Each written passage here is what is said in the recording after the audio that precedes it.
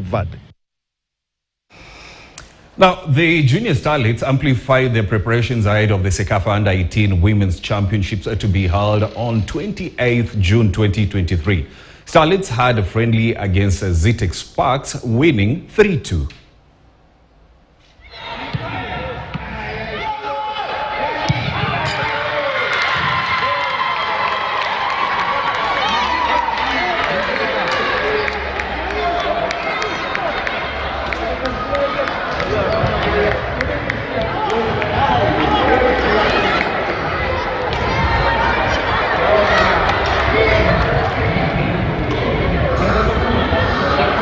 So far, the girls in the camp are gelling. The girls needed a reality to see how the tournament is going to be. So that is why we played a WPL side and a good one, I will say, so that we can just see the reality of the tournament and they can get the touch and feel of the tournament. And so far, I feel that we have a few things to work on. So we shall just keep on working on the few things and get ready for the tournament.